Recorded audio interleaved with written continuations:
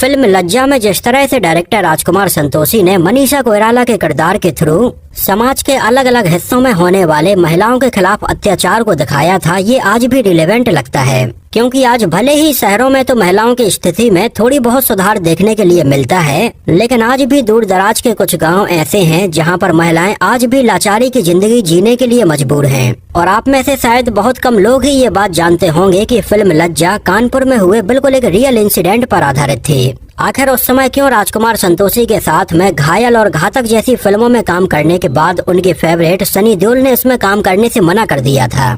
यहाँ तक कि ऐश्वर्या राय को भी पहले इसमें साइन किया गया था, लेकिन बाद में उन्हें क्यों हटा दिया गया था। फिल्म के कौन से सीन को लेकर राजकुमार संतोषी का जमकर विरोध किया गया और कैसे उन्होंने इतनी लंबी चौड़ी स्टार कास्ट के साथ में ये फिल्म बनाई है, तो चलिए एक एक करके इन सारी चीजों के बारे में डिटेल से बात करते हैं। लज्जा रिलीज हुई थी 31 अगस्त 2001 को और इसका क्लैश हुआ था उस समय बॉलीवुड की 3 बी ग्रेड फिल्मों के साथ में। ये फिल्में थीं भोली भाली लड़की, डाल द गैंग और धर्मेंद्र की एक बी ग्रेड फिल्म भूखा शेर, जिनमें से उस समय कोई भी फिल्म पॉपुलर नहीं हो पाई थी। हालांकि धर्मेंद्र की भूखा शेर को गांव में लोगों ने काफी देखा था, लेकिन फिर भी उस समय लज्जा का क्रेज लोगों के बीच में अच्छा खासा था, क्योंकि इसके गाने ऑलरेडी सुपरहिट हो चुके थे। और जिस तरह के इसके प्रोमो टीवी पर देखने के लिए मिल रहे थे, उसमें एक लंबी चौड़ी स्टार कास्ट नजर आ रही थी। इस वजह से भी उस समय लोग फिल्म लज्जा को लेकर बहुत ज्यादा एक्साइटेड थे। फिल्म की कहानी, स्क्रीन प्ले और डायलॉग्स लिखे थे राजकुमार संतोषी ने। उन्हीं ने फिल्म को प्रोड्यूस किया था और उन्हीं ने इसको डायरेक्ट किया था। फिल्म लज्जा एक वुमेन ओरिएंटेड फिल्म थी और इसमें हमें एक लंबी चौड़ी स्टार कास्ट देखने के लिए मिली थी, जैसे मनीषा कोइराला, माधुरी दीक्षित, महिमा चौधरी, रेखा, अनिल कपूर, अजय देवगन, जैकी श्रॉफ, डैनी डेंगजोंगपा, गुलशन ग्रोवर, आरती छाबड़िया, सरमन जोशी, बीना बनर्जी और सुरेश ओबराय। फिल्म लज्जा की लंबाई काफी ज्यादा थी, लगभग 3 घंटे 2 मिनट के आसपास, और 2001 में इसकी लगभग 13 लाख से भी ज्यादा ऑडियो कैसेट से सेल हुई थी। और साल 2001 में फिल्म लज्जा का म्यूजिक एल्बम 15वें नंबर पर सबसे ज्यादा बिकने वाला म्यूजिक एल्बम बन गया था। एक्चुअली उस समय हुआ ये था कि फिल्म ने कलेक्शन तो ठीक ठाक किया था, लेकिन इसकी लंबी चौड़ी स्टार कास्ट की वजह से इसका बजट काफी ज्यादा हो गया था। इस वजह से बॉक्स ऑफिस पर फिल्म को फ्लॉप करार दिया गया था और ये 2001 में पैसे कमाने के मामले में 15वें नंबर पर रही थी। ये बात है लगभग 1999 के आसपास की, जब डायरेक्टर राजकुमार संतोषी अनिल कपूर और माधुरी दीक्षित के साथ में फिल्म पुकार बना रहे थे।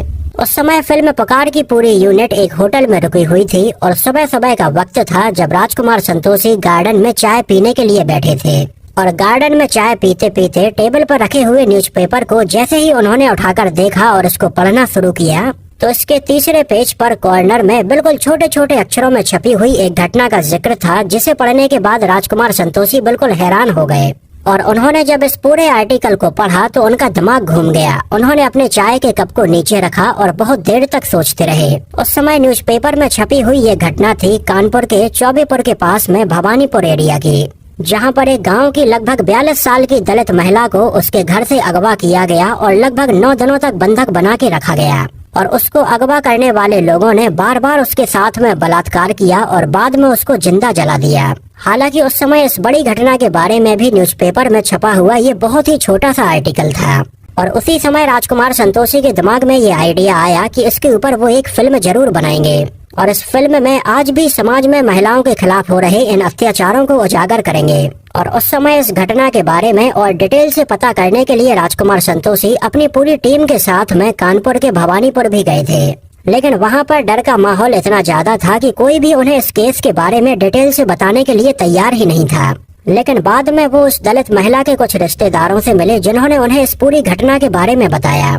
और इस पूरी घटना के बारे में जानने के बाद में उनकी आंखों में आंसू थे कि आखिर इस समय भी कोई इतना निर्दयी कैसे हो सकता है। घर आकर राजकुमार संतोषी ने इसके ऊपर काम करना शुरू किया, लेकिन उन्होंने ये डिसाइड किया कि वो केवल इस कांड के ऊपर फिल्म नहीं बनाएंगे। आज भी दूर दराज के पिछड़े गाँव में महिलाओं के ऊपर कैसा अत्याचार किया जाता है, उन सारी चीजों को वो अपनी फिल्म में दिखाएंगे।